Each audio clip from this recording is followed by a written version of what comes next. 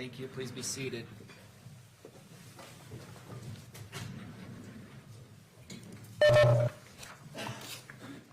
Good morning, everybody, and welcome back. For the record, it is March 13th, 2026. This is case number 251-401-132. State of Utah versus Sundwall. I'm sorry to have my back to you, Your Honor. I Oh. forgot a few things from my... You're fine. Counsel, the jury is here and ready to go. Yesterday evening, you were sent the court's proposed curative instruction. Have there been discussions on that? I think the ball's kind of in the state's court at this point in time. Yes, Judge, we reviewed that. I saw that Mr. Williams emailed and said that he agrees to it. It does not resolve the state's concerns. It does not correct to the jury what the correct burden is. But I understand that it may be the best that the judge is comfortable with. I understand that it makes reference to Your Honor instructing them on what the law actually is, and it might just be something that I have to address in closing. But I just wanted to make a record that it doesn't resolve the state's concerns, but if that's what Your Honor is willing to give, then we'll adjust. And let me tell you a little bit about why I'm suggesting this. I'm worried about overcorrection, if you will. Making it bigger than it needs to be. They've got their instructions. They already know. So I'm really worried about that. I have already indicated I think you're entitled to a curative instruction. The question then is, when do we want to do that? Do we want to read that to them this morning and put it in their binders?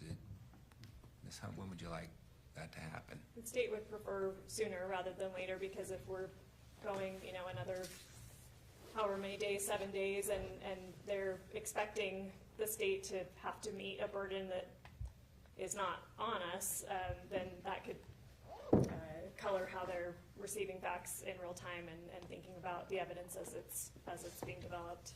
Mr. Williams? Just for the record, we want to make... I think it's clear. I hope Your Honor agrees that my position was that it wasn't a need for them. You decided otherwise, so of course I respect that. Timing-wise, as you said, they have their preliminary instructions. It includes this concept. They'll have them in closing. If this curative were to be part of something, it seems to normally be in closing instructions. But I'll just defer to the court about what you think, as you've obviously given a great thought about this issue, whether the timing, how it relates to what Your Honor believes the purpose of this. Thank you. I intend on reading this to them this morning, and then we'll have it included in their binders, just to alleviate any concerns that the state may have and to clear things up. Again, I wanted to keep it simple.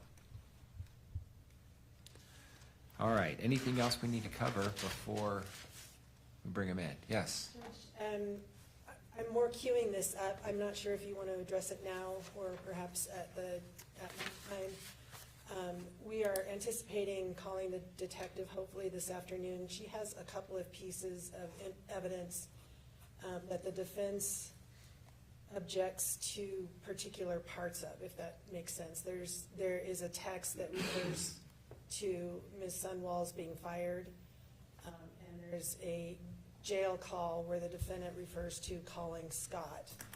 We had proposed editing those to exclude the offending parts, but we don't have an agreement on those at this stage. So I don't know if you want to address that now or closer in time to Detective Farnsworth's testimony.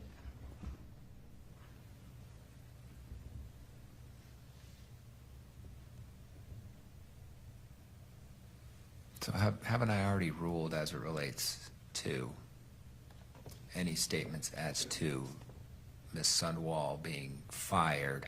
Yes, Judge, and that's why we were taking out that word. Okay, Because she says in her text, I was fired, and our proposal was to substitute lost my job, which I believe was consistent with your order. But the defense has not, it requires obviously editing a piece of evidence, but in context, that's the only way it makes sense. Mr. Williams? Judge, on that particular feature, I had proposed, and this is obviously just a suggestion, perhaps we could get the proposed exhibit around to you and me in its edited form.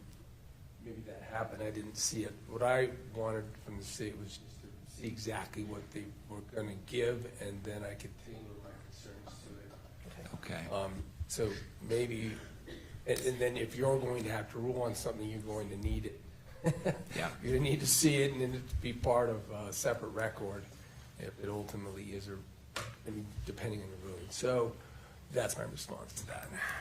Ms. I don't Thompson, think we need to do you do it think you now. can get that to Mr. Williams? We have and to the sent court? it, I mean, the evidence is voluminous, so I can't fault him for overlooking it, but he has it, I'll bring his attention to it and see if he has an agreement on it. The other piece is defendant in a phone call said, maybe I'll just tell Scott, blah, blah, blah. Obviously, he doesn't want his name in there as the attorney. Our proposal was just to say, maybe I'll just tell blank and then continue with the phone call. We have that edited. Again, I believe it's been sent to Mr. Williams. I'm not sure he's had the opportunity to listen to it. I think we need to follow the same course on that too, so he'd get a chance to hear it. Yeah, and that one is extraordinarily fraught. It is not, we're not gonna do it now, it sounds like that's a good idea in my opinion. Take the time, a call referring to a communication with a lawyer. Mine will be a 403 argument, and I'll be asking the state to really nail it down for you, why it is so probative. We need to open an extraordinarily sensitive subject and the inferences that could flow from it. Flow from it to the jury that would be improper inferences. So that's the part of 403. Confuse, mislead, cause the jury to think about something that is fraud. And we'll deal with that at the appropriate time. If you can get those exhibits to Mr. Williams, that would be helpful. It sounds like you already have, or at least show him where they are. We will highlight or send them again. And I think, and if it's important for me to hear them also, get them to the clerk and we'll figure it out. Anything else we need to cover, or let's talk about the plan for this morning. What do we got? No, thank you, Judge. We are still a little bit behind schedule. I believe we're making up time. We have our witnesses ready to go for today. I don't know if Your Honor has any other questions about. I would, since we're gonna have that extra day, I would really, really, really hope that we can have that Tuesday for deliberations. That is our absolute goal. We've even talked about witnesses that we can cut or streamline. We are doing our best to obviously make sure that the jury has enough time to have the case and deliberate and be released as their subpoena indicates. Thank you. All right, well, what the plan is then is we'll bring the jury in. I'll indicate to them that we have a new instruction that will be included in their binders. I will read that to them this morning, and then we'll just jump right in, and I'll ask you to call your next witness. We all on the same page? Yes, Your Honor. All right, let's bring them in.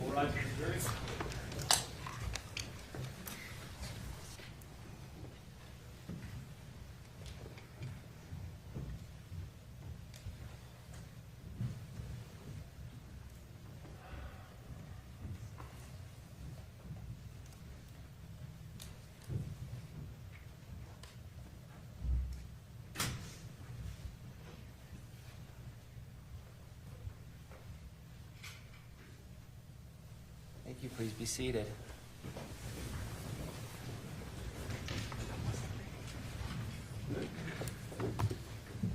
Ladies and gentlemen of the jury, welcome back. Appreciate you showing up again. We all appreciate your attentiveness to this trial. This morning, before we get started, I'm going to read an additional instruction to you. You're all going to receive a copy of that instruction that will go in your binder, so you don't have to worry too much about it. It will be in your binders for you to review as needed. The instruction is as follows. Members of the jury, you have been instructed that when the lawyers give their opening statements, their statements are not evidence. The court will instruct you on the law that applies to this case.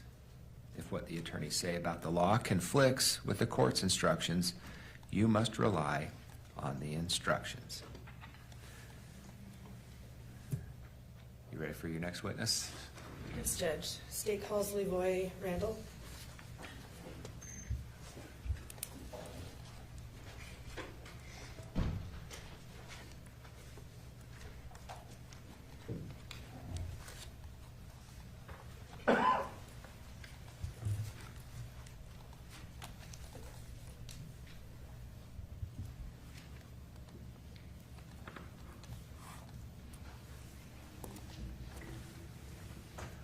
Please come forward, sir, up here near the clerk, and we'll get you sworn in.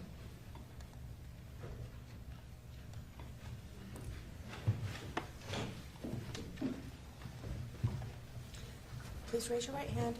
You do solemnly swear your testimony you shall give in the case now before the court will be the truth, the whole truth, and nothing but the truth, so help you God. I do.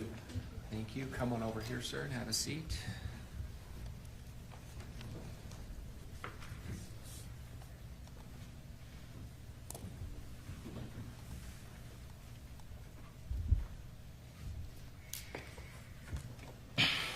We appreciate you being here this morning. Just a couple of rules. One, keep that mic in front of you at all times so we can make a good record and we can all hear you. And if you start to wander, I may remind you. Okay. Thank you. Good morning, sir. Would you tell us your name? Levoy Randall, And how do you spell both names, please? Levoy Randall. And do you go by something else? Lee. Lee. And what would you like me to call you today? Lee's fine. Okay, thank you. Sir, what city do you live in? You don't have to give us your address. Payson, Utah. Have you lived there a long time? 11 years. Have you been from Utah originally Yes, and lived here most of your life? most of it. Are you acquainted with Meggan Sundwall? That's my daughter. All right, and could you identify her for the record? Just tell us where she's seated. She's sitting right there by her attorneys. Okay. And I guess what position at the table is she seated? On the right-hand side. Thank you. Could you describe for us your relationship with Ms. Sundwall?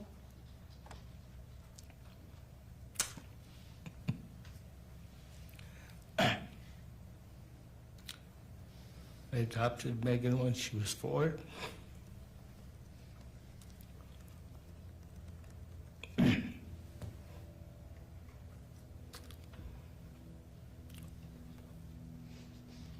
We're close.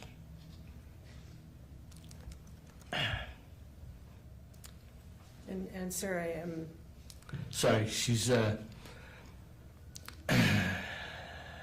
I consider her a very close friend, confident. We do a lot of things together. We go on vacations together. We go to dinner together.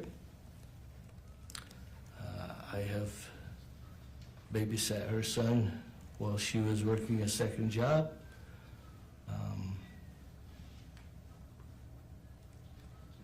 Did that answer your question? yes, sir, and I am deeply sorry for the position that you find yourself in today. Were you also, excuse me, acquainted with Kacee Terry? Yes, How did you come to know Kacee Terry? through Megan. They worked together, so she introduced us.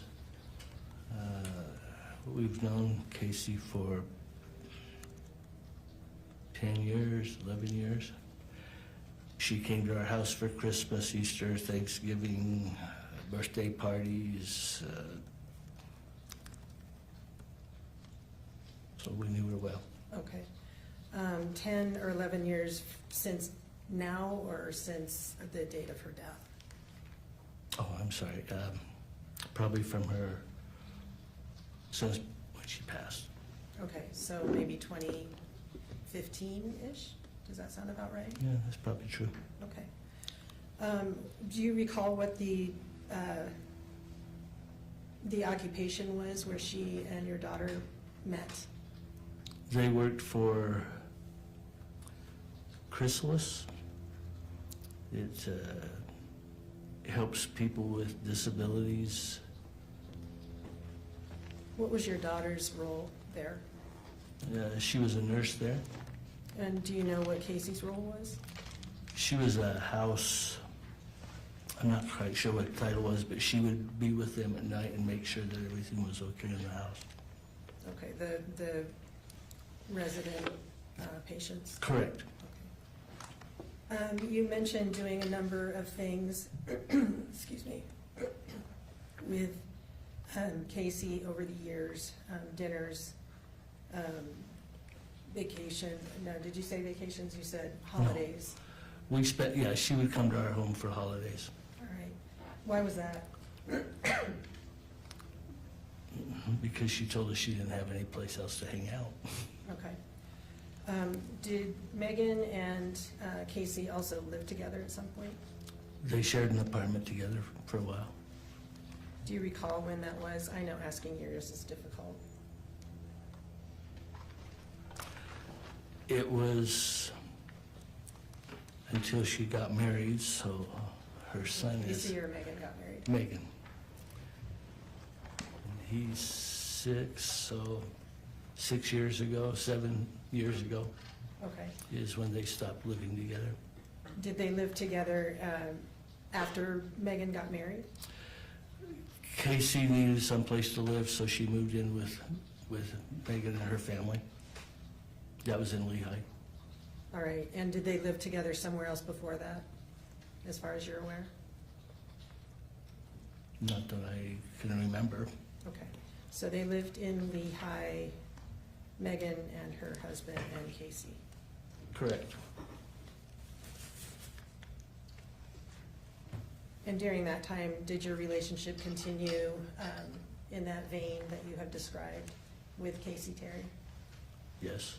All right. How would you describe your relationship with Kacee?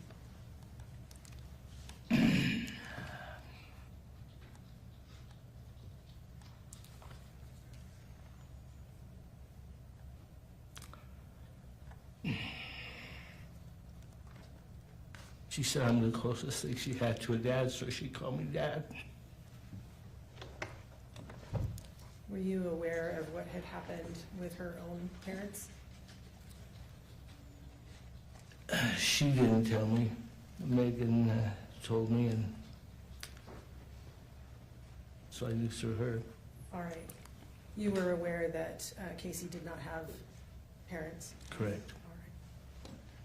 All right. Were there times that that Kacee and you, I guess, shared any religious beliefs? Yes. Can you tell us what that was? Kacee asked me to give her blessings a few times, several times. Tell us what a blessing is.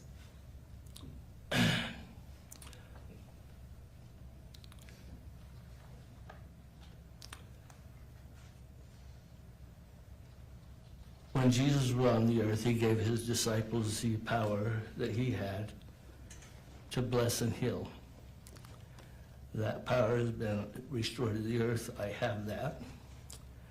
Kacee asked me to come and give her blessings.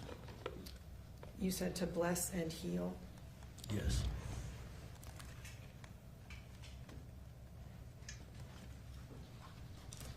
How many times do you think you gave blessings to Kacee over the course of time that you knew her?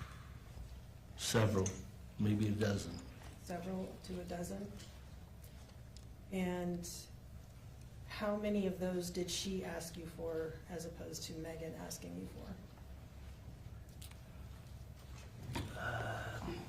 A lot of times, I object to the question in terms of asking about I a can rephrase, comparison. I can rephrase that. My apologies. Thank you. Lee, how many times did Kacee directly communicate to you a request for a blessing?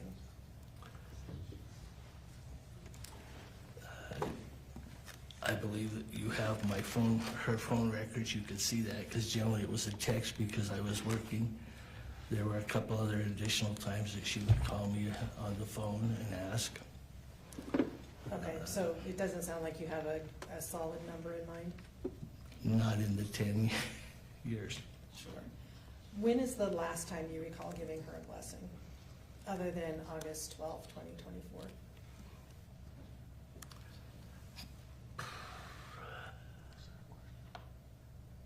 I'm not sure how soon it was before that, but it was a couple of months before that. Would it have been in the summer, spring, winter? It was probably summer, I would guess. And was that one as the result of a request directly from Kacee? Don't remember, I don't know. Okay. When you, where would you go to offer these blessings?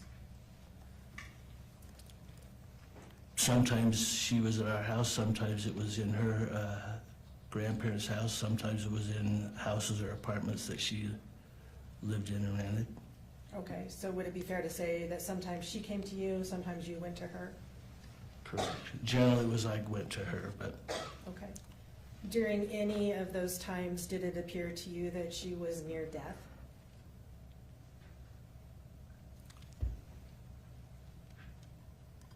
no.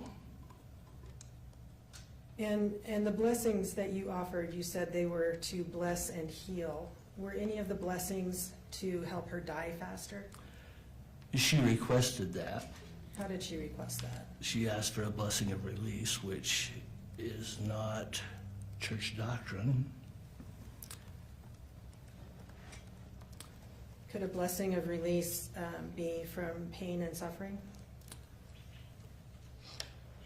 The priesthood is used for comfort, for healing, for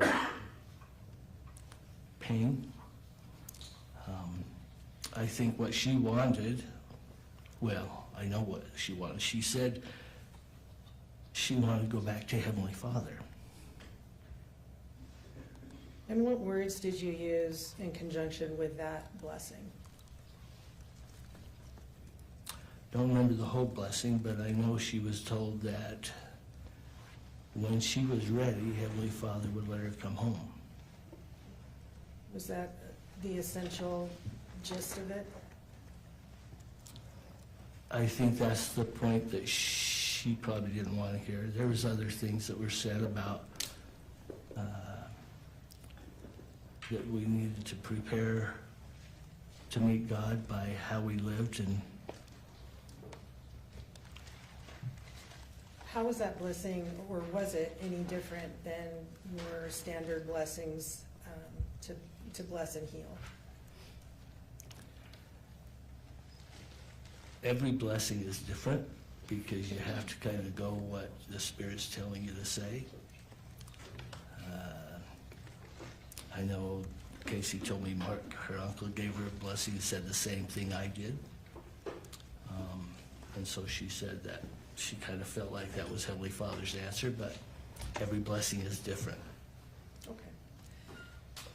All right, let me turn to August 12th, 2024. Did you see Kacee on that date?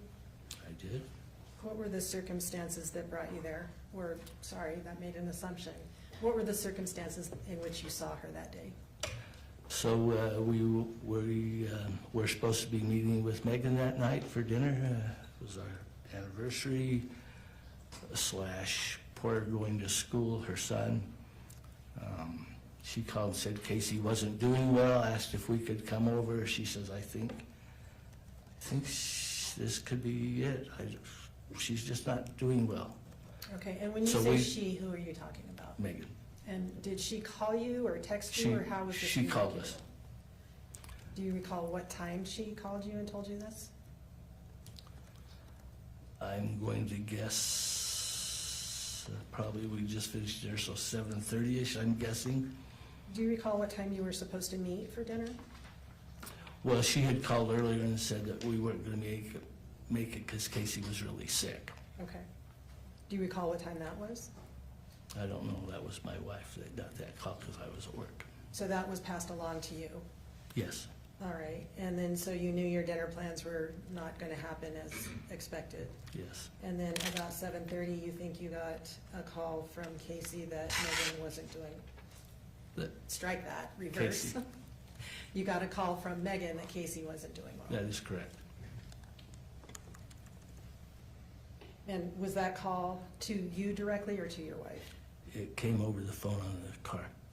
And why were you in the car at that point? We finished dinner, was driving home, All right. so we had to turn around.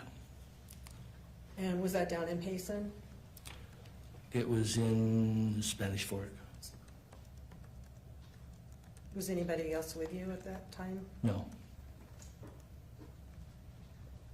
Had you known there to be any plans set up for that day between Meggan and Kacee? they would have girls' dates every once in a while where they'd get together and watch a movie or talk or visit or whatever girls do when they're together. It was just something they always did, and now that she had it got a little harder for her to do, and she was working, so.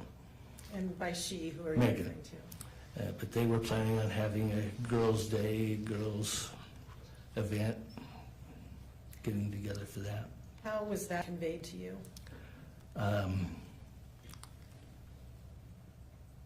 Because I was watching Porter for a while, and then I took him to his dad, so we could go to dinner. We were all gonna go together, but when she canceled that, then I took him home. Okay, so earlier in the day, Meggan had asked you to take care of her son so that she could go have this girls' day with Kacee, is that accurate? Yes, yes. Do you recall what time of day that was set up? I don't know, I babysat him a lot right through there. I don't know.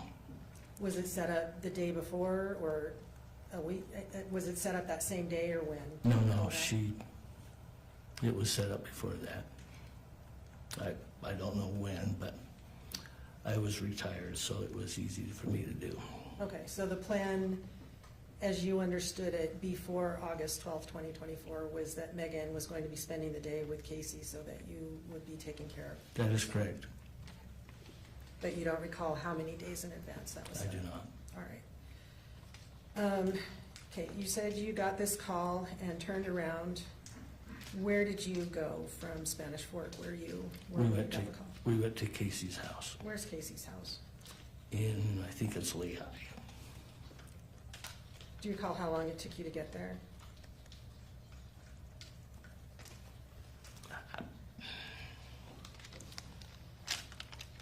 Half an hour, 45 minutes maybe by the time we got to the next exit. Were you driving or was your was. wife driving? I was driving. When you got to the location, what did you do? We parked in the front of the house Did you park on the street or on the driveway or in that No. circle drive? on the park strip, Okay, so on the street, directly in front of the house? correct. Okay, and then what did you do? We walked around to the back of the house. Why did you do that? We were asked by Kacee to come to the back so we didn't disturb her grandpa. Did you, so you talked to Kacee that day? No, we've been there before, Okay, and she just says, hey, when you come, don't bother my grandpa. It's hard for him to get to the door, just come to the back. okay. What was the back? You walk up the driveway around the house, down some steps to a little, like patio. And so normally Kacee would meet us at the door. Okay. Did Kacee meet you at the door this time? She did not, Meggan did. So Meggan met you at the door? Correct. Did you have to knock, or was she just there waiting? No, she was there waiting. All right.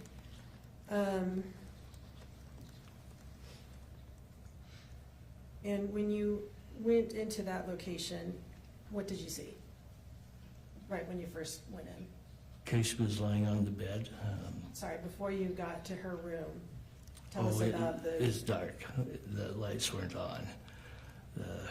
Kacee's room was at the end of a hallway, the light was on, and so we just walked back there. How do you proceed from that door to where Kacee's room was? Can you just describe that for us a little bit? There's some kind of a big room when you first walk in, and then you just walk straight, you go right across the room to the hall. There's a couple of doors off that hall. One of them's the bathroom, and then you walk into Kacee's room. Okay. So you walked through the room that was dark, into the hall. Was the hallway light on? No, it was just the bedroom light that was. And so when you entered, you said Meggan was with you? Yes, she led the way. She led the way, and what did you see when you first entered? Kacee was lying on the bed on her side. Her breathing was rattling.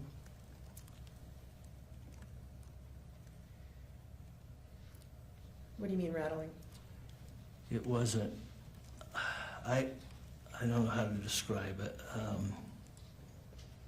I call it a death rattle. It was very labored and very kind of jagged. It wasn't smooth and even.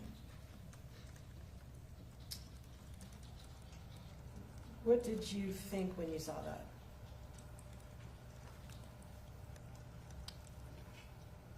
She might be going home.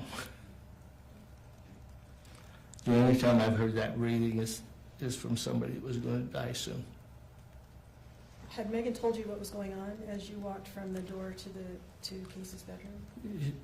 She said she's been like this for a little while. She says she was fine earlier. This conversation went clear to the room. She said she was sick. Meggan suggested she take some anti-vomit medicine. She said she went in the bathroom, didn't come out for a long time. She went and knocked on the door and said, "Kacee, are you okay?" And she said, "Yeah, I'll be out in a minute." She went back in the bedroom. This is what Meggan said. And she said, I waited and waited, and she didn't come out, so I went and knocked on the door again, and she wasn't really answering, so I went in and had to help her get back into bed. A little while later, she just kind of went to sleep and then started breathing really like this. Was she more specific with you about how long? You said a little while. No, she was not specific. Okay. Was that the words she used, a little while? Again, it's been a while. Yeah, I But yes, I believe that was pretty close to the word she used. Okay. Did you suggest calling 911? She told us she had called the hospice doctor. She being who? Meggan, sorry, had called the doctor, left a message, and told him what was going on and that she had not heard back.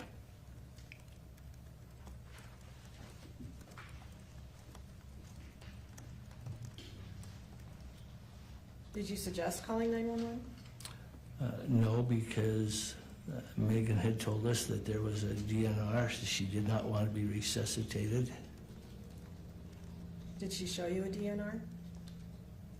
No, we didn't ask her to. Okay. Had you ever seen a DNR for Kacee? No, And what is a DNR? do not resuscitate.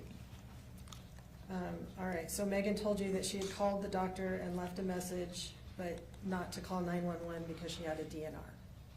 We didn't talk about calling 911. You didn't talk about it, okay. Did you indicate any concern about Kacee's status? Well, we were worried, we were wondering if there was a way we could turn her on her back, or if she could maybe breathe easier. But that was all. Okay. If Meggan had not told you there was a DNR, how would you have responded in that situation?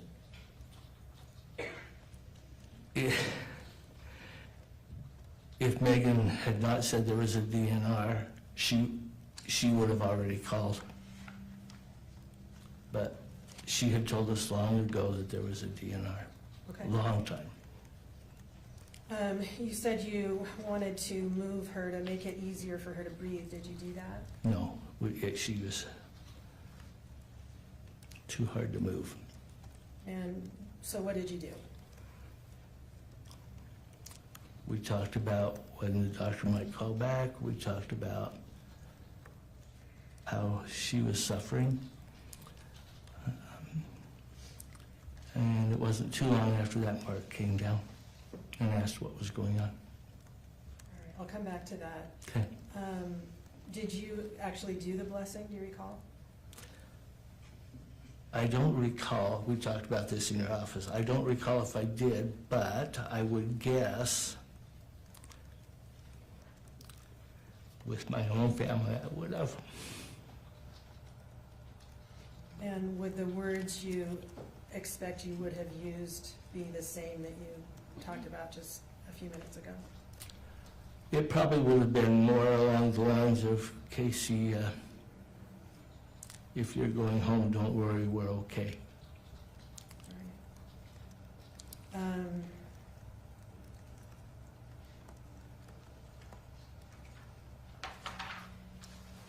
What did you see other than Meggan when you other than Kacee when you entered the room?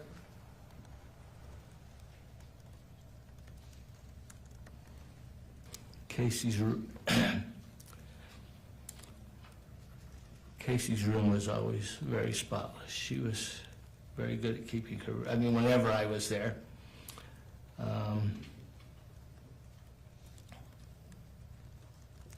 I did notice over by there was a little box with pills in it, a pill bottle, excuse me. Noticed a box with a pill bottle. Where was that? There was other things in it, but it was over by the window.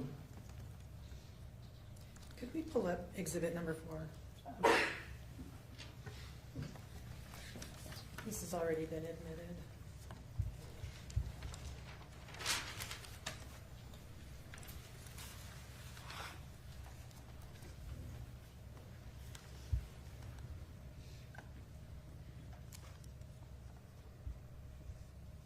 Let me know when you see that on your monitor, sir. Okay. Well, it was there, but, okay. Okay, I think it's gonna stay now. All right. Do you recognize that, what that depicts?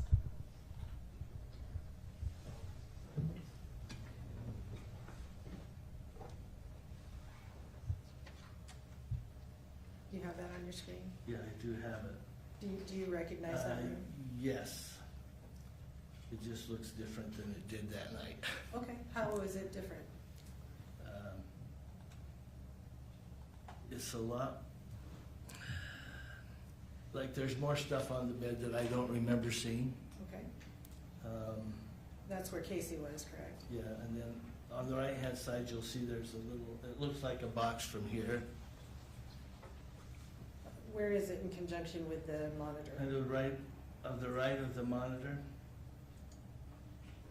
there's a plant and then a black thing, and then there's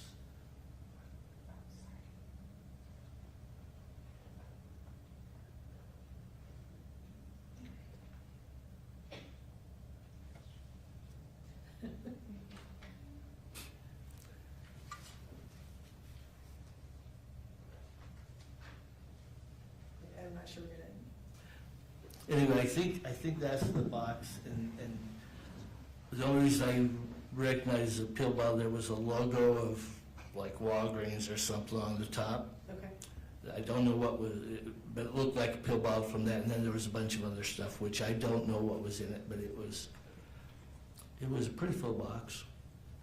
all right. Is the box still there, or are you describing the location? No, it still looks like it's still there.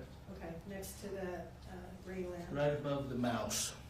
Gotcha, okay. All right, so you noticed there was a pill bottle in that particular container, Right. and that there's more stuff on the bed now.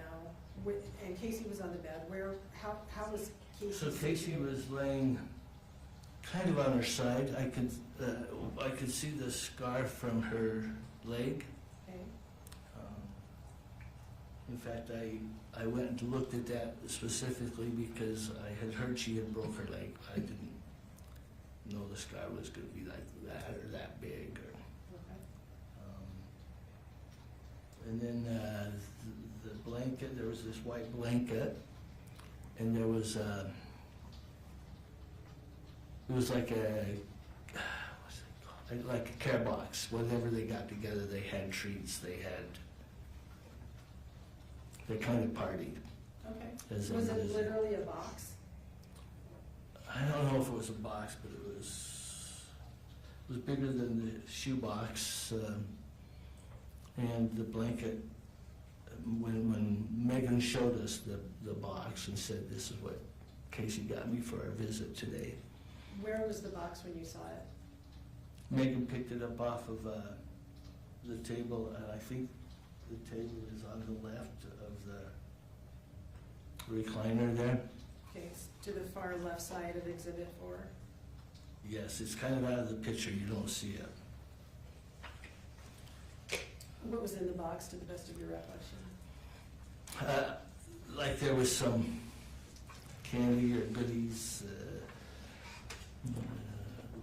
and then it seems like there was a drink, but I don't remember that for sure. But there was the blanket was there, and then the candy. Candy, a blanket, and possibly a drink, is that what you said? Yeah, the drink might have actually been on the. I don't remember if it was on the table, on the lamp table, if it was on or, anyway. Okay, but you think there was a drink associated with the treat box? To the best of your That's a long time ago, Okay. but they generally had treats and drinks. They knew each other's favorites. So my guess would be that Kacee would make sure Meggan's favorite drink was there. What was Megan's favorite drink? I don't know. Okay. Kacee knows her likes and dislikes a lot better than me. Gotcha. Did you have an understanding about who had provided that treat box? I believe Meggan told me Kacee had got it for her. All right. And to the best of your recollection, when you saw it, it was on the table to the left of the recliner? I believe so. In the photo, I guess in real life, that would be to the right of the recliner. In the screen is the left of the, Meggan had been sitting in the recliner, did sit in the recliner, and it was off to her right, so it would be left of the screen. Right, gotcha, okay. Did you notice anything on the floor in front of the recliner? I did not. And you said Meggan, once you entered the room, did she go and sit in the recliner? We did, eventually, I mean, we were talking for a while, kind of going through everything, and then she did sit there. There's well, you can kind of see behind the door, there's like a desk chair, and my wife sat in that. And we're talking about the far right side of Exhibit 4 It was, yes, that just ran away from us? yes, but yes. And so your wife was in that kind of desk chair, Meggan was in the recliner, where were you? Standing. Where were you standing? I was moving around. I had back surgery not too long before that.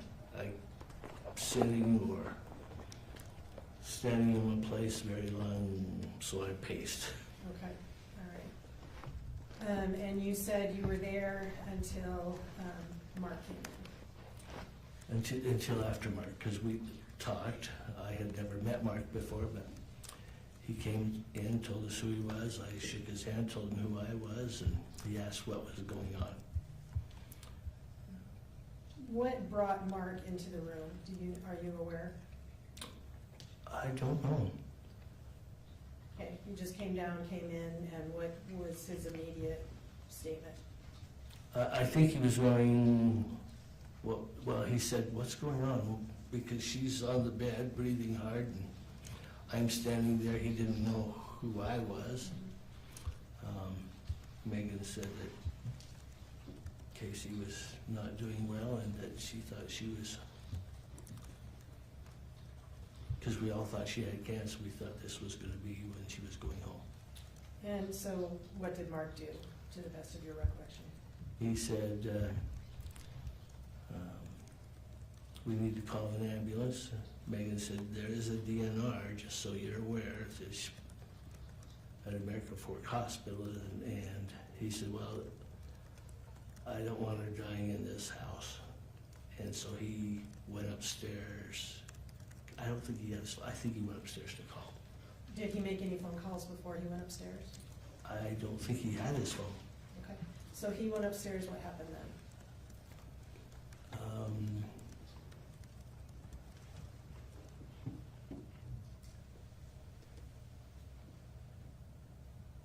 Meggan then called Kacee's sister. Do you know Kacee's sister's name?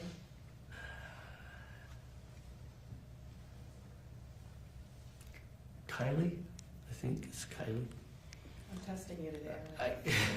I've never met her, so I don't know, but I think it's Kylie. Did Meggan say did she tell you she was going to call Kylie? I think she said, we need to let Kylie know what's going on. All right, and so she called Kylie, what happened? So she told Kylie, and I couldn't hear the other end, but I heard her tell Kylie, Kacee's not doing too well. I just wanted you to know.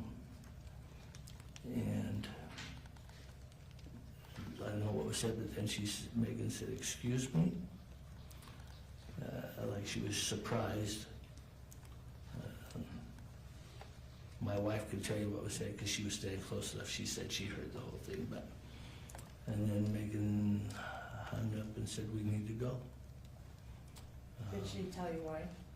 She said, Kylie said, we need to leave, we're not welcome here. And that if we didn't leave right away, she was gonna call the police. And what did you do? Well, we said, okay, we left. How did you leave? Through the back door.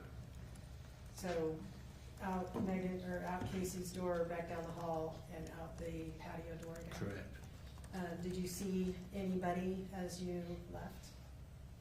No, Did you talk to anybody as you left? no. Because if you didn't see him, you didn't talk to him. As you went out the door, did you see anybody arriving? So we got in our cars and drove down the street to get out of the way, and then waited for the ambulance to come, Why did you do that? because Meggan wanted to know if everything was okay, what was happening, and if she was okay. But Did Meggan approach the ambulance to let them know what was happening with Meggan? no, I did it again. Did Meggan approach Kacee. the ambulance to let them know what was happening with Kacee? no. We were half a block down the street. Did you stay there? How long did you stay there? I stayed until we saw the ambulance, and then I said, okay, I'm gonna go home. Renee and her mom stayed.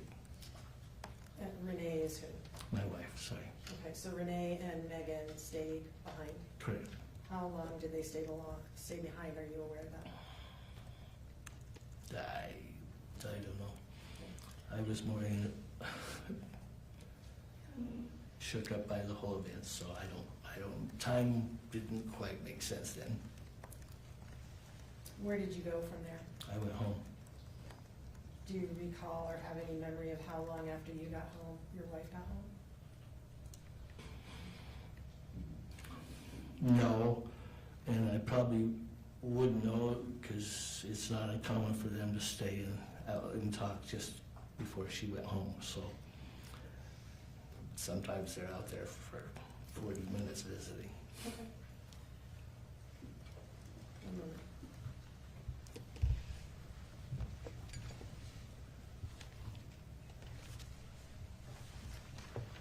I did not make clear, do you recall what time you arrived at Kacee's house?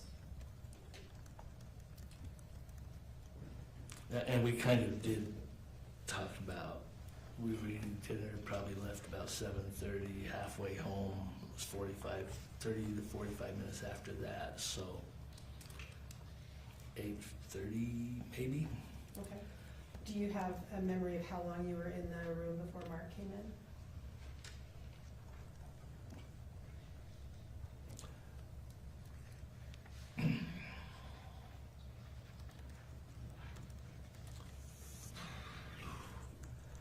It's hard to remember. I would probably say it's probably 40 minutes. I mean, I couldn't stand that long pacing, so All right, so that's your best estimate? I would guess somewhere around that. All right. And during that entire time, what was Kacee's status? Still breathing the same way. She didn't move.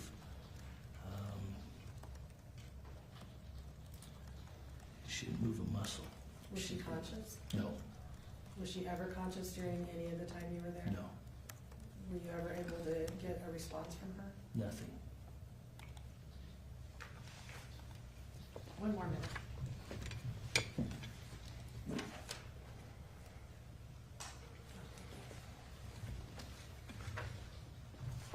As you left, what did you take with you? Nothing. What did your wife take with her? Did she have a purse or other belongings that she carried along with her? I'm sorry, you're asking a guy to know what his wife has with, I don't know. All right. What did Kacee take with her? What did Meggan take with her? I can't.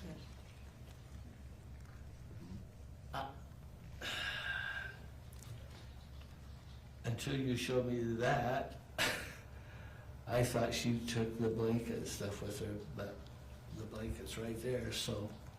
And what are you pointing at? The white blanket on the White plan? blanket, that's the one she said that Kacee bought for her. All right. Did she take the treat box with her?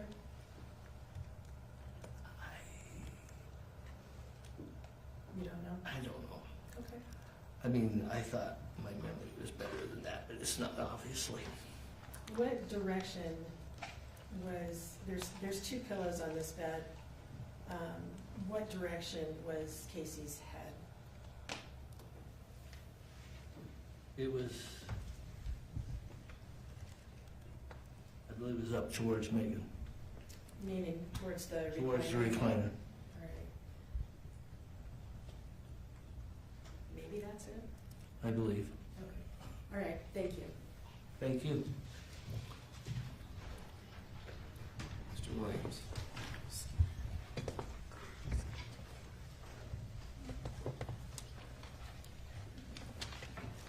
Accordingly, as Megan's father, we've certainly had plenty of times to talk, right? Yes, You've also talked to the police within, I think, a day of Kacee's passing, right? correct. They came and asked me several questions, about an hour's worth. Also, just recently, maybe a couple weeks ago, you agreed to go and be interviewed by the prosecutors in this case, right? That's correct. And you, notwithstanding the circumstances, you went there and submitted to another interview right before this trial, right? That is correct. I'm actually gonna start sort of on the same subject that Ms. Thomas did, but ask you to expand on it a bit. You told us about adopting Meggan and raising Meggan, right? Yes.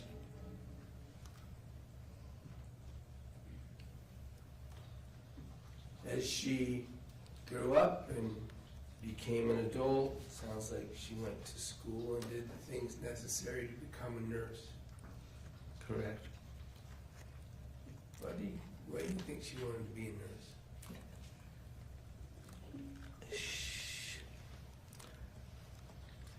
She was one of those kids that if she saw a stray cat and thought it was hurt or scared, she'd bring it home and hide it. So I think a big part of that, her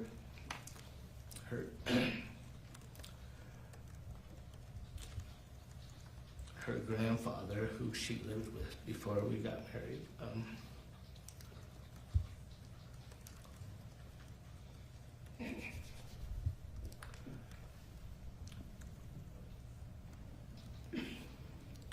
was kind of her best friend. She didn't have a dad. He would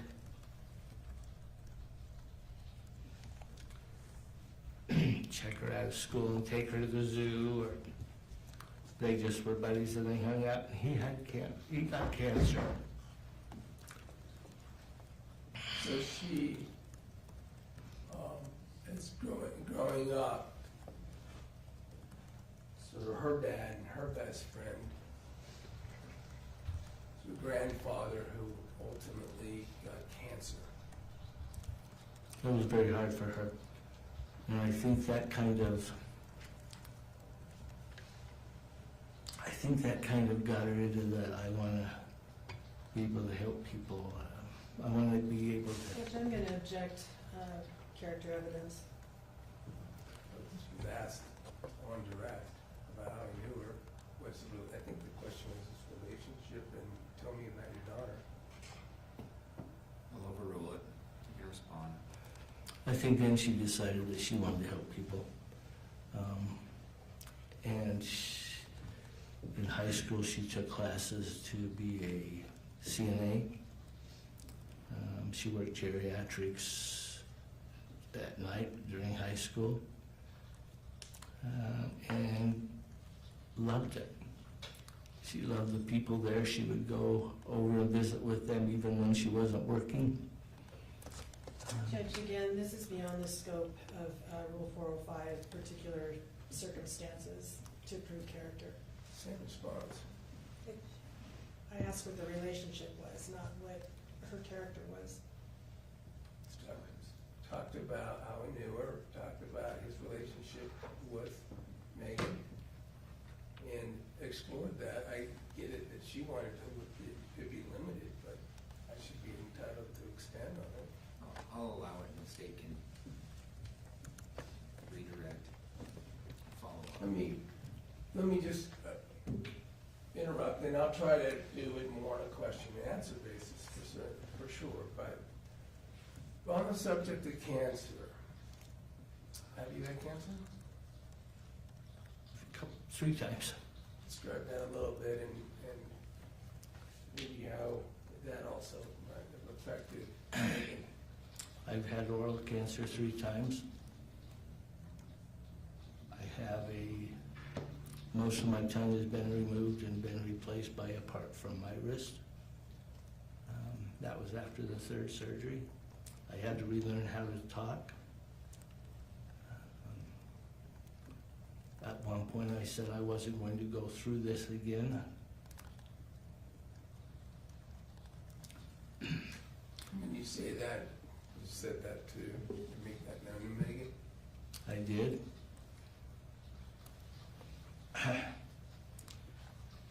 Her response was that it was a hard decision to make.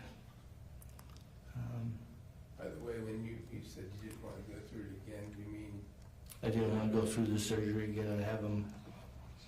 if you didn't do the surgery, would you pass away? I would. And the doctor had told me it would be very bad for the family. I talked to my family, and they all said they would support my decision. The decision to choose your own path Correct. from life into the Heavenly Father. Is that the decision you're talking about? Yes. And that would be respected. Meggan told me she would respect that decision, but that she would miss me.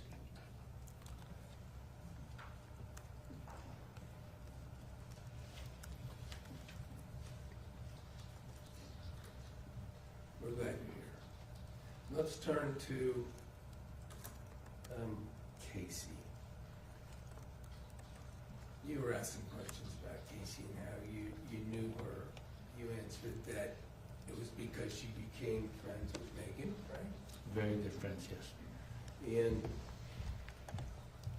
when you say very good, of course, obviously, you must have seen a bit of a development in that relationship. You said you saw it over about, I think, 10 years or so, maybe 8 or 9 from Kacee's passing, but did it develop into a pretty remarkable friendship? Yeah. They talked almost every day. Meggan talked to us about Kacee quite a bit. She came to birthday parties with my grandkids and bought them gifts. So we were like her adopted family. I wanted to flesh that out a little bit, but when the way Meggan acted with her best friend, her grandfather, who ultimately died from the cancer, you describe that as essentially unconditional love. Yes, definitely. As Meggan, in her relationship that grew, would you agree that she became best friends with Kacee? Yes. I believe they shared things with each other that they wouldn't tell anybody else. Would you say it got close enough that you would characterize it as one of unconditional love? I do believe it was. Now, when she was having, through the course of this relationship, Kacee certainly expressed to you, and it was your understanding that she was sick, right? Yes. That started rallied at the first. That she was going to die from cancer. That's what you understood, right? Yes.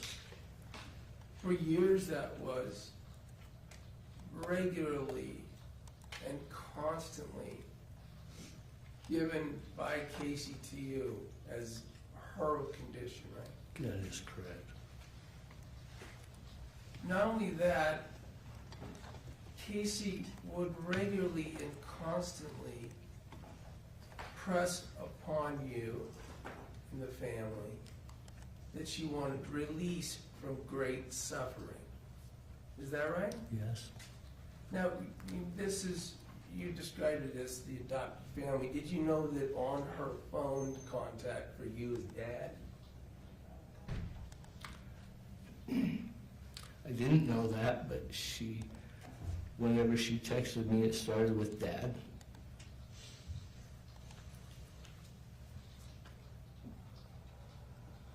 And her representation to you was that she needed an adopted family. She needed a family because she didn't have one, right? She told me there was only one person in her family that she trusted, and that was her Uncle Mark.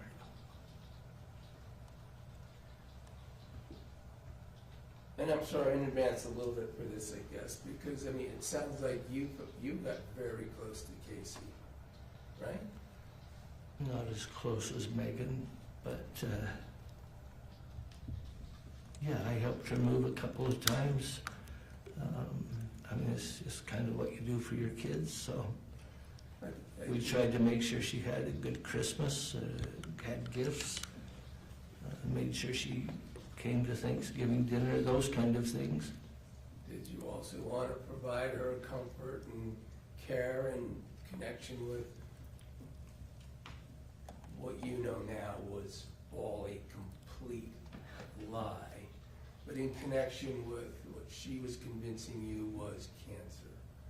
Do you want to care for her? We just didn't know what to do. And look, this happened over a long period of time. Right. I imagine you sometimes But- had your doubts. I mean, she would tell us that she went to this doctor and what he said, and we were kind of like, what do we do? How do we help? And again, she was talking about not only all of this suffering and the fact that she said she was going to die, she was terminally ill, right? Yes, she told us that early on. Took my wife to Disneyland because she says, I'm dying soon and this is my last big trip. So as this continued to be the case, imagine you would have your doubts at times or be a little bit confused about the fact that she was continuing to live on even though she continued to say she Yeah. was dying. If it's the last trip, 10 years after that, you start saying, Did that change how you treated and loved her? no. So even though you would begin to have your doubts about whether this person was telling the truth about such things, you continued to pour out your love and affection and help to her? Yes. And as you indicated, among those things were trying to provide spiritual comfort to her, is that right? When she asked, we tried. The subject of blessings came up, and that's an example. But not even outside that, was it your belief and understanding, or at least your belief based on your relationship with Kacee, that she thought you could help her spiritually and give her spiritual comfort?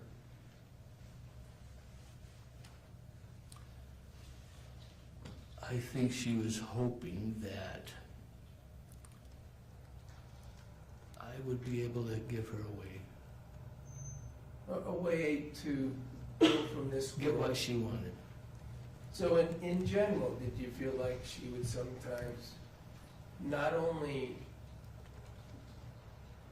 I won't say use you, but communicate with you and have a relationship with you in the fatherly way, but also in a spiritual way? Yes, there were times when she would ask me why she still was here, why she couldn't go home, why there were times when she asked for another blessing, and I'd just say, Kacee, you had one. Heavenly Father's already gave you the answer. What you're asking for, And Heavenly Father has already answered, so I can't go past that. so she was, as you said, regularly, and this is happening over the course of years, right? That she is constantly talking about wishing that you could somehow even induce or help, or could be a connection that would free her from the misery that she was suffering in her life, right? Yes. The misery of her claims of having no family other than your family, right? And her Uncle Mark. Except Because for she Mark always is there. mentioned him. Mark was there for Yeah. her. So, but yes, Yeah. I think she was using me for that. And then, as you said, this constant claim of cancer, terminal cancer, and the miserable health condition she was in relation to that, right? And then hospice. Well, she said even she had to have hospice indicating an end of life, right? Correct, yes. Now,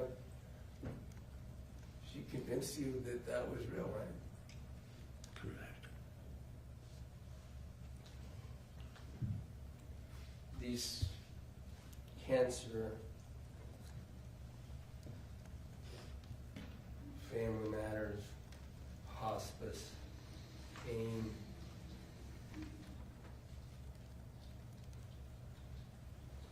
you now know it's all false.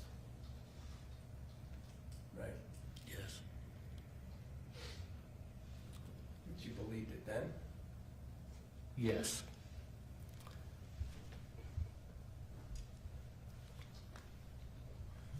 And just on the, again, a little bit on those blessings, you mentioned that wherever she might live at the time when she was asking for blessings in relation to passing from this earth to the next, that they included places she lived, right? Where Kacee lived, you'd go there, Yes. because she'd ask. Yes. And then that included where she ultimately was on August 12th. Correct. I've been calling it Mark's house, but, the house she went over to. You had been there before Yes. and been summoned there by her to give her because she's asking you to confer these blessings on the same subject, is that right? That is correct.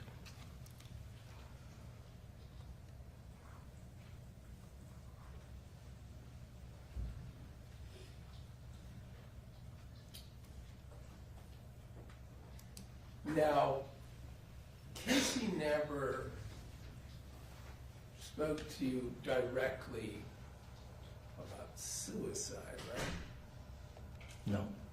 And for that matter, Meggan never spoke to you directly about suicide, right? Or of Kacee's suicide. What she would say is Kacee wants to go home so bad.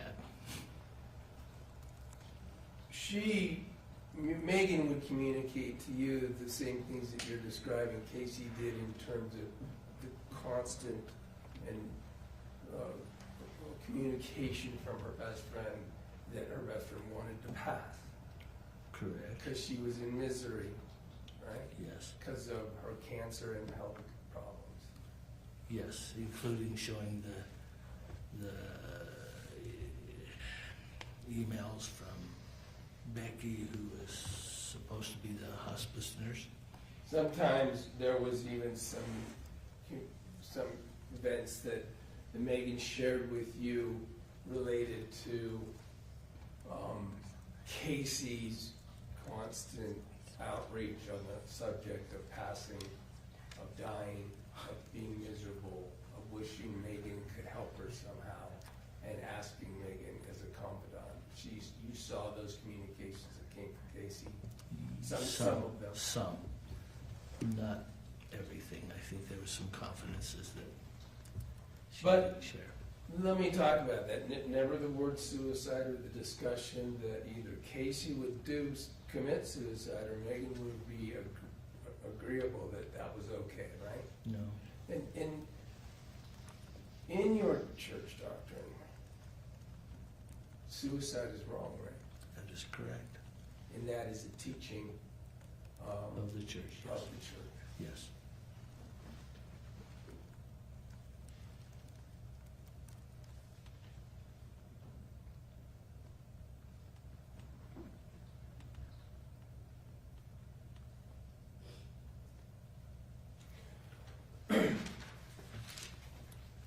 With that backdrop, you learned on August 12th that there was a circumstance where Kacee was at her home, sick.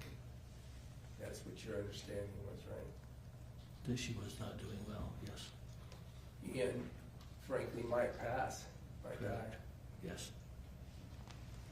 And that, consistent with other times, was her desire to have you be there to give a blessing.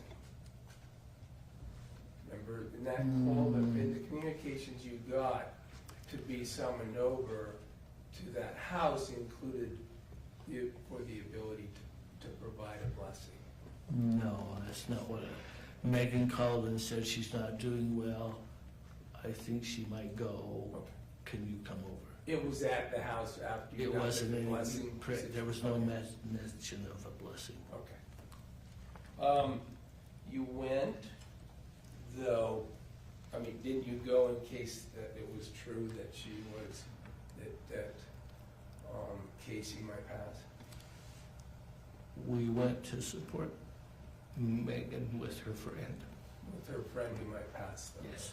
I mean, it was the idea that this might actually be a circumstance where the person you treated as a daughter Yeah. and your actual adopted daughter, who were best friends, might be in a place where she would die. They would need help.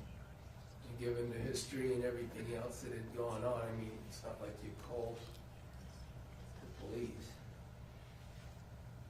No, they were, I mean, You didn't didn't even call think about it. doctors. You didn't think about any of those things because this was what was expected, right? Correct. This is what Kacee had said she wanted, right? She said she was dying, and And what hospice said she was dying, and Kacee would work very hard to make clear to you that if she died, she did not want to be resuscitated.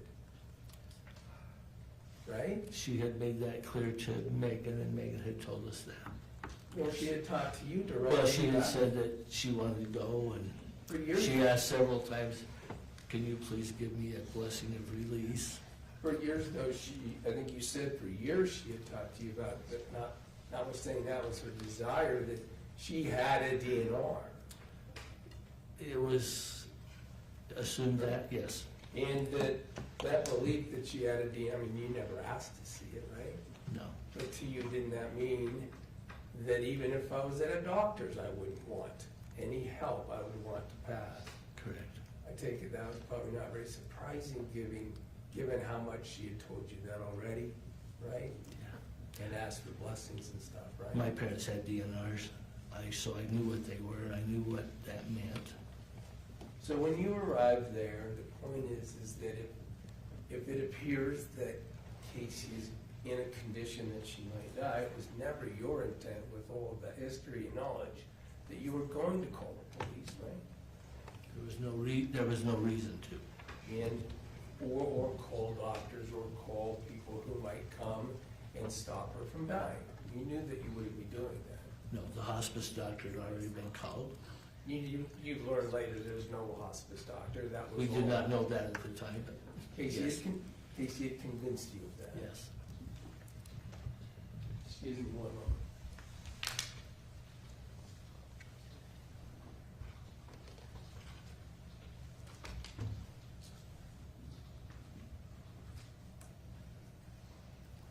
When you got there and went in the house and you have described some of the things you saw, and in fairness, it was a long time ago, right? You brought that up. Yeah. You're doing your best with your memory. Until today, notwithstanding your availability that you made to the prosecutors and the police, did anyone show you that picture of the room? No. Did anybody show you any photos or anything to help refresh your recollection in about what you saw in the room that night? No. So the prosecution today, that picture they showed you cold, right? Correct. Could be wrong about a few things based on memory compared to a photograph. Obviously. Possible that what you took to be a pill bottle might not have been a pill bottle. Could have been that candle that was sitting there and looks like it has a label on it. If it has a label, well, this had a lid on it. So I don't know, maybe. I mean, it was cramped packed. One of the There was a lot in things- box, I don't know.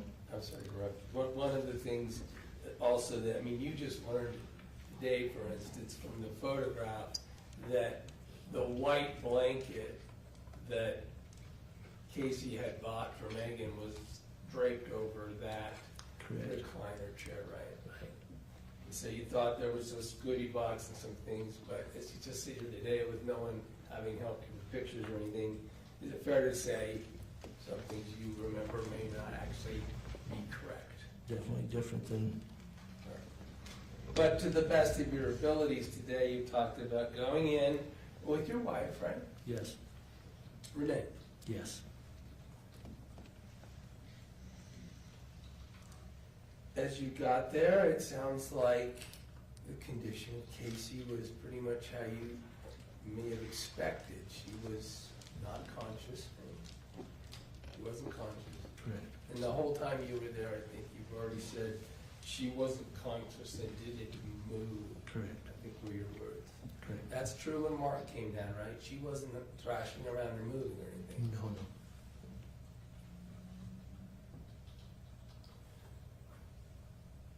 And while you were there,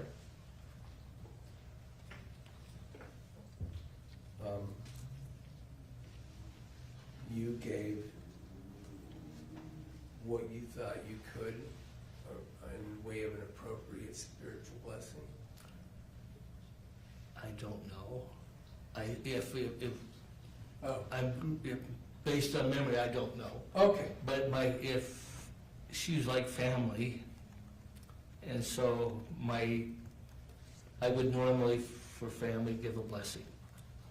By the way, I kind of missed this, but Kacee made you believe that she told you that Mark gave her blessings, right? Yes, And she made you believe that Mark gave her the same sorts of blessings, the blessings to pass upon death, to give her spiritual comfort in passing. In the sorry, time. no, what she told me was that Mark gave her a blessing that said exactly the same thing I said, That's which right. was that when it was time to go, she could go home, but not that she could be released. That's my point, is just that she made you believe that Mark, she told you that Mark's blessings were for the same purpose and related to passing. That she'd ask him for blessings, and that his words were pretty much the same as mine. And yours were about passing into the next life. Well, what she asked for, but All right, so when you go in, you think she was in a condition that if it was your loved one, you would have given one of those blessings, even though, again, memory, to the best of your recollection, you don't exactly remember it. Is that what? Correct. All right. While you're in there, you had some discussions, it sounded like, with Meggan, who said some things, including that through the day, at some point, Kacee had left her presence, gone into the bathroom, had been where she couldn't see her and know what she was doing, right? yes, And described that thereafter, Kacee seemed to deteriorate. She seemed to get ultimately to the condition that she got when she called you and Renee and said, I don't think she's gonna make it, do you want? yeah, she needed help back to the bed. Now, one thing that Meggan didn't tell you was that Meggan knew that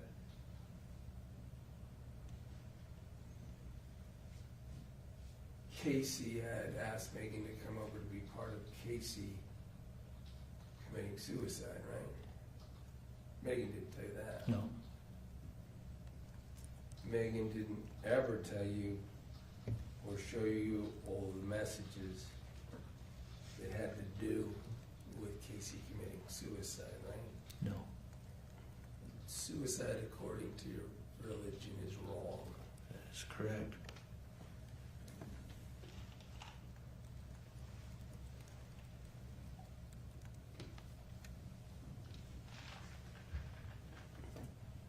Ultimately, you spoke about coming in, that the light was on.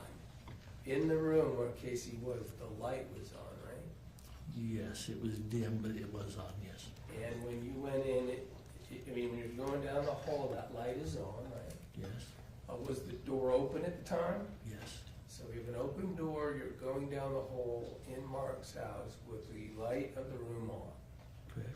Okay, and then you get in there, and did you stay in that position? Where the door was open with the light was on while you were there? Yeah, I don't, yeah, Okay. as far as I know, there's no reason to close it. As far as you remember, that was the condition of the circumstances. You certainly weren't trying to hide or anything, or No, keep anyone from knowing you were there, were you? no, You parked where you parked because that's where Kacee had always told you to park, Correct. and you've been there a number of times to see Kacee. Yes. Then, Mark comes in, as you described, and I think you said, well, she's not dying in this house, is what he said. Yes. And you expressed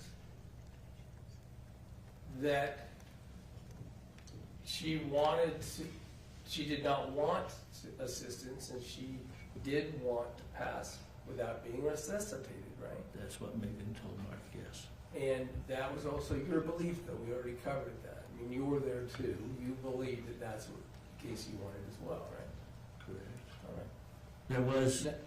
There was one part that Mark and I talked about too, was, he says, has she taken anything?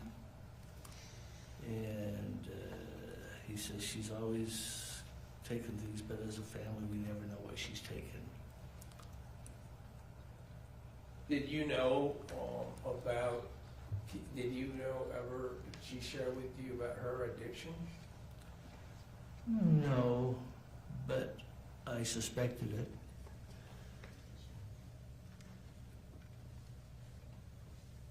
And her, I'm talking about, if it wasn't clear, sorry, Kacee's addiction. That's what we're talking about, right? Yes. Okay, so you've described, we'll walk you through again, but this phone call happens in Meggan. Do you remember that Meggan initiated the call to Yeah, Kacee's? she's the one that called.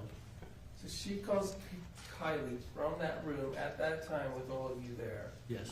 And then you're not privy to the full call, but you see the reaction that Meggan has, right? Yes. And I think you said it was stunned or shocked. Correct. She got emotional, Yes. she being Meggan. Yes. Did you understand that at that time it was because of what was being told to her on the phone by Kylie?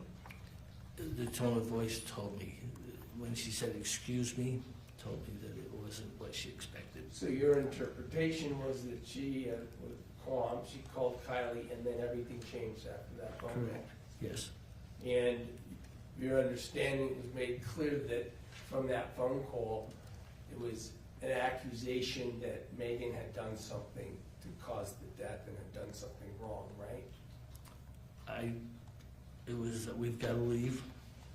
She says we have to leave or she's calling the police. Did Meggan talk to you about the fact that she had accused her right then and there of killing Kacee? I'm not sure of that. My wife said she heard the whole phone call, so she mentioned it. Now, when you left, you didn't pick up anything off the floor or take anything away from that room, right? No. You saw your wife Renee, she didn't pick up anything off the floor or take anything out of that room, right? As far as you know. I don't really pay attention to those things. Okay. I assume she had her purse, but You did say that, and you're not sure exactly what Meggan came or left with in terms of that. I was Certainly didn't too see- focused on other things. As you left, you certainly didn't see her holding a big orange Phantom box. No. Think you would have seen if that was the case? Yes. All right.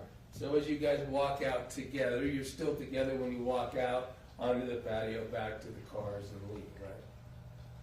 Is that right? Correct. And certainly didn't see anybody discard anything in a garbage can or anything like that. No, I didn't. Then when you left, you said you parked down the street a bit, right? Correct. And Meggan and Renee ultimately stayed there for a while, and you left and went home. I think you said, you were suffering, is that right? So my wife didn't want Meggan to be driving anywhere because of how upset she was alone. Same for you, it sounds like. You're pretty rattled. It was not how I expected the night to go. Your anniversary night? Yeah.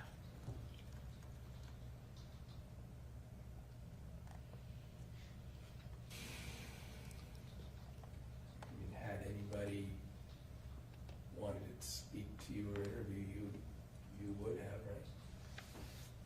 sorry, about? If had anybody wanted to speak to your interview, you would have answered the questions that you knew, right? About Kacee and About anything that, what yes, happened? yeah, yes. I You think went the home. officers were there for quite a while. Your understanding is that their EMT were there for a while and left? Were you still there when the ambulance left?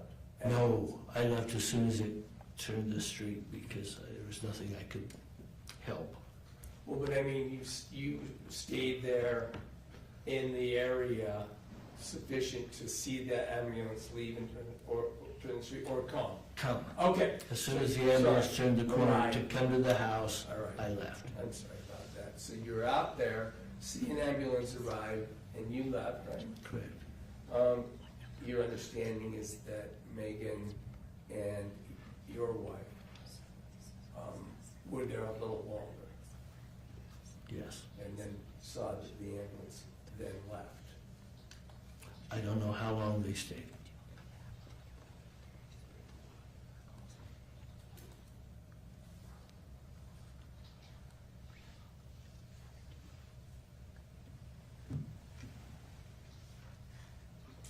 At this moment.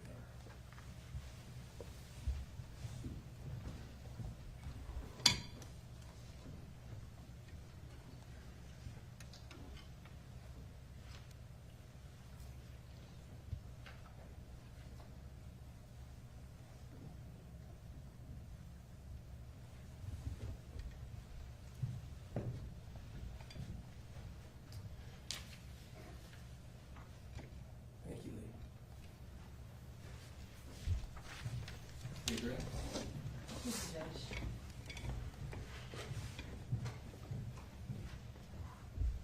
Yeah, I'm sorry to have some more questions for you, and they're not gonna make much sense because they're all over the place, so forgive me for jumping around. We go through it. That's good. Let me ask you first, you had mentioned a trip to Disneyland that Kacee went on Really. with Renee and with Meggan. Meggan. Yes. When was that? Let's see, it was for my wife's 60th birthday, so that would have been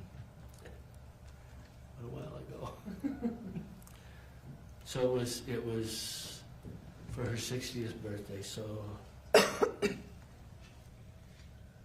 October, November-ish time frame. Not to give away any secrets. Let's see, yeah, that would have been 2014? Okay. And you said it was for your wife's 60th birthday, but you had also said it was because Kacee said it was gonna be her last big trip. That's what my wife said she told her. All right, who paid for that trip? Kacee did.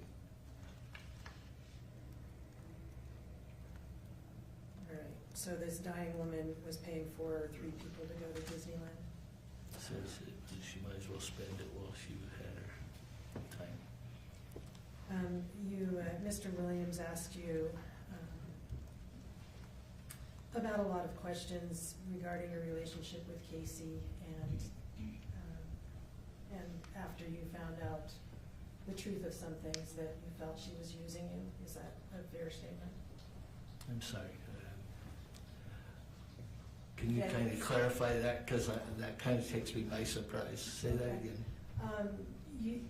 Your relationship with Kacee, she was treating you eventually as a father, and you treated her sort of as a daughter, correct? Yes, yes. All right. And that seemed to you to be important to her, that relationship? I believe all of us are that way. Yes. Right. And did it appear to you to be filling a gap in her life that you were filling for her?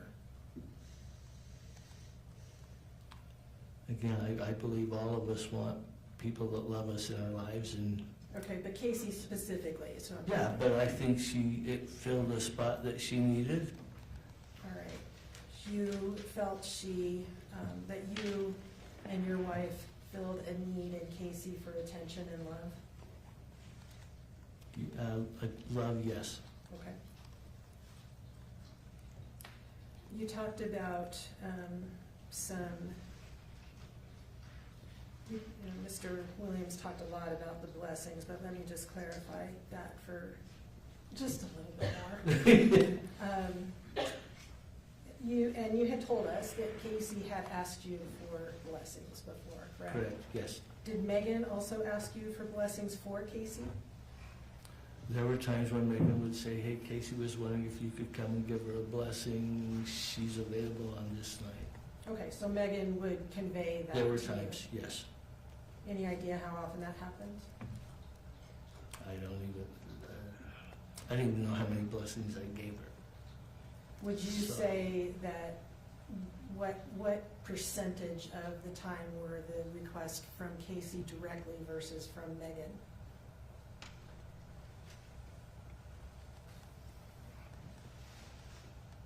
I don't know, probably 50% of the time. Okay.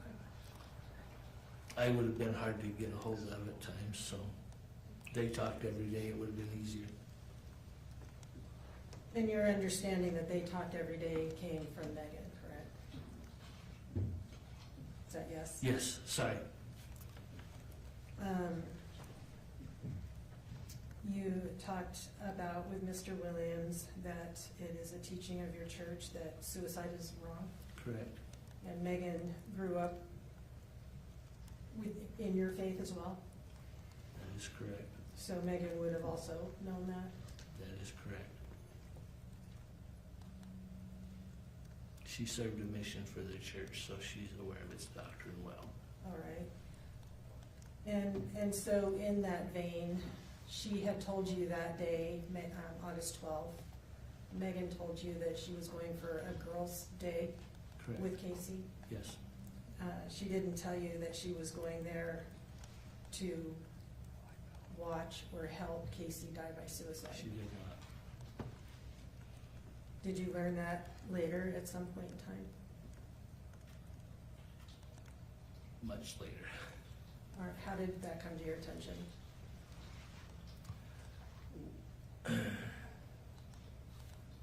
I believe it was Scott that told me that after she was arrested. So Meggan has never told you that she went to watch or help Kacee No. commit suicide? Megan has not told me that.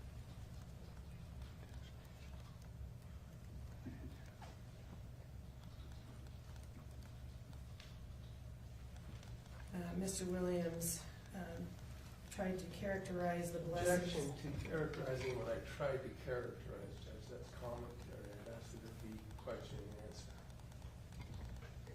I'll rephrase, thank you.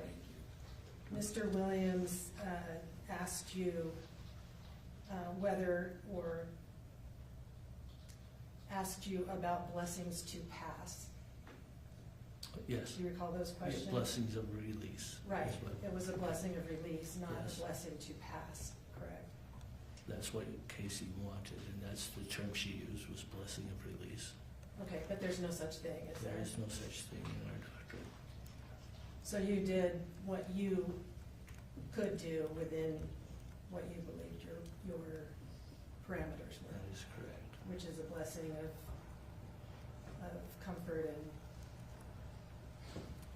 I can't remember how you Peace. phrased it. Comfort and peace. So when we talked in your office, you asked me if I would have, if anything would have changed if she said she wanted a suicide. Remember us talking about that? Well, let's talk about my next question, if you don't mind. Okay. You said that when Mark came into that room, I really am all over the place, I apologize. No, it's fine. Mark asked when he came into the room whether Kacee had taken anything. Do you Yes. recall that question? Yes. Did Meggan tell him what Kacee had taken? Afterwards, he said that she was supposed to take something because of her nausea, Okay. but that's all that she said. She didn't tell Mark what Kacee had taken? No.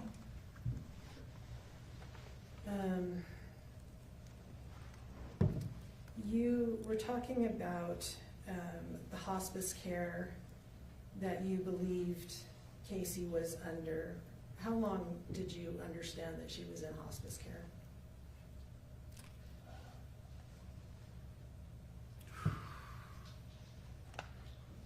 Goes to memory again, 5 months, 6 months? Okay, so just toward the end of Yes. her life, you Yes. believed she was in hospice? Correct. Was that information conveyed to you from Kacee or from Meggan? Meggan would show me phones, messages from Becky, which now isn't really Becky, but, and it said Becky, from Becky, and it gave vital signs, and when we're on hospice, sometimes it doesn't go like we think. Those type of things were said. All right, so I think we have to clarify that a little bit. You said Becky that wasn't Becky. What does that mean? So we were, when I saw the messages from this Becky, that was the hospice nurse, is what I was led to believe. Led to believe by whom? Well, it said Becky on the text message. And the text message was And to it was, whom? and it was to Meggan, and it was on her phone. Okay, And she said, this is the hospice nurse that is working with and is checking in on Kacee every day. were those messages coming from Kacee's phone? I didn't even look. I You don't, looked just at the I message? just looked at the message, Okay, and Meggan showed you those? yes. In that room, Mr. Williams was asking you about, about the white blanket specifically. Yes, Is it possible that there was a white blanket in addition to the blanket that Kacee gave Meggan that night? I don't believe so, Okay, why not? because it was, Meggan was sitting in the chair, and there was no other blanket on it at that point when she sat down. Okay, But in that picture, there was a white blanket on the chair. all right. But you don't know when that picture was taken, correct? No. And there were other things in that room that had moved locations, you indicated to us when you looked at that Yeah, photo? stuff on the floor, those type of things. And stuff on the bed, Yes, all right. And the box, that the tree Yeah. box was no longer there, correct? okay. All right.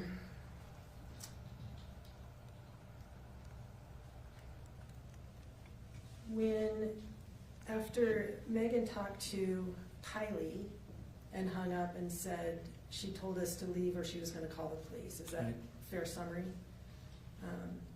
Did you ask why she would be calling the police? No, we left. Okay, did. The last thing that I wanted to do was cause, it's hard enough when you have somebody sick to cause more rift in the family. All right, but why would police need to be called? I didn't ask. Did that concern you? Needed to leave first and ask questions later. All right. When you came in, and you saw Kacee in this condition and understood it to be near the end of her life, is that a fair statement? I was a little surprised, but yes, Why were you surprised? because I have not seen, I mean, for all the time I've known her, she's been sick, and now all of a sudden, she's looking really, sick. Okay. She doesn't look that way ever, and I think both of you asked me that question. All right. This is the first time you saw her so close to that. And breathing like that. All right. Did you suggest to bring Uncle Mark, her uncle that she said she cared about, into the room? I didn't even know Did I didn't even know he was there. Okay, but you didn't We suggest that? didn't, we didn't go to Meggan? the front because of Grandpa. I've been there several times and have never met Mark, so I Did you- didn't even know if he was there. Sorry. Did you suggest that any family might want to be with Kacee if she was near the end of her life? No. This DNR that you talked about,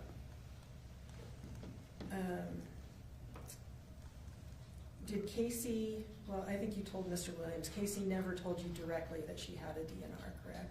No. And you never saw one? So your understanding of the DNR all came from Meggan? Is that accurate? That is correct. Okay. And when you came in and you saw Kacee in this, breathing in a death rattle, as you described it, did you feel that she might be entitled to comfort care? Explain comfort care.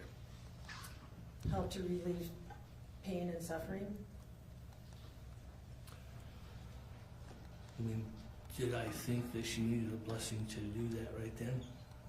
Is that the question you're asking me? Did you think that medical help would provide her some ease in passing into the next stage of existence? I didn't even think of that. I was more concerned about her breathing, and the doctor's been called. We're waiting for him to call back, so I assumed that the hospice doctor would know what to do. All right. And as long as you were there, you never heard from any hospice doctor, correct? No. You talked a little bit about having been through cancer yourself. I'm sorry to hear that, and I'm glad you have come Thank you. through it. Thank you. And you said that, tell us again how you described that to your family about not wanting to go through that again. So the first time they cut a chunk of my tongue out the middle, it just has to heal. So they give you stuff to spray on it for the pain. Second time they cut a third of my tongue out. And so I just had a big hole. I couldn't talk. I had to learn how to talk again. And very, very painful. Sounds like it would hurt like the dickens. The third time they cut a piece out of my wrist, made a new tongue out, cut my throat, and a vein, and put a vein in over into the part they put in to make my new tongue, and then stitched it onto the existing part that's still remaining. I didn't want to go through the pain again. And so what did you express to Meggan specifically about that? So I just told my family that I didn't think I could handle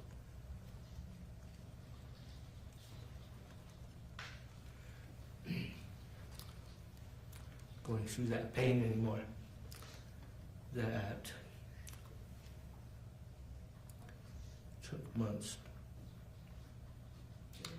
for that, and I didn't want to have to learn how to talk again, especially if it was going to come back in 2 years and go through the same thing again. In expressing that to your family, specifically to Meggan, were you expressing an intent to die by suicide? No, What was your intent? no, not to have the surgery done. And you said that Meggan supported your decision? She said she understood it, that she would support it, that she would miss me. She understood you were in tremendous pain? Well, yeah, she knew. Did she encourage you to die by suicide? No, that's against our beliefs. Did she suggest methods of suicide? No, Did she offer to help you commit suicide? no. That is totally contrary to her personality. Thank you, sir. Okay. Mr. Williams, any follow-up? No, thank you, Your Honor.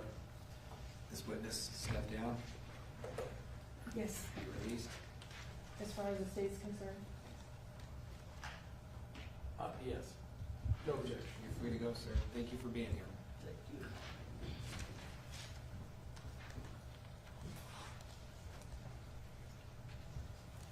I think this is a good time for our mid-morning break. Ladies and gentlemen of the jury, we're going to take a short break. You were admonished by the court that it is your duty not to converse among yourselves or to converse with any other person on any subject of trial. And it is your duty not to form or express your opinion thereon until the case is finally submitted to you. This includes no individual research on the parties, attorneys, or claims. All rise for the jury.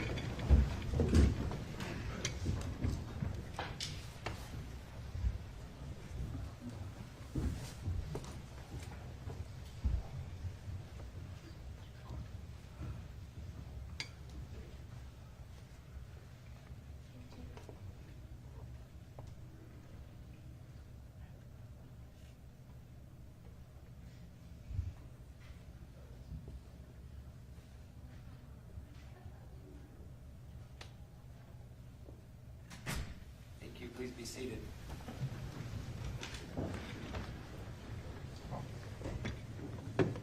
Let's come back at a quarter till. Is the state going to be ready with your next witness? Yes, we will be, and I just had a question. Last night you asked the jury about the possibility of adding Monday, the 23rd. I was wondering if any of them, if they had been, if any of them had issues scheduling wise with that. I'm not aware right now, but we will find out. Okay, thank you, Judge. Yeah, I have no objection to you finding out without putting them on the spot in open court, and I hope that's legal, but I don't object to you doing it without doing it in open court. We'll find out when we're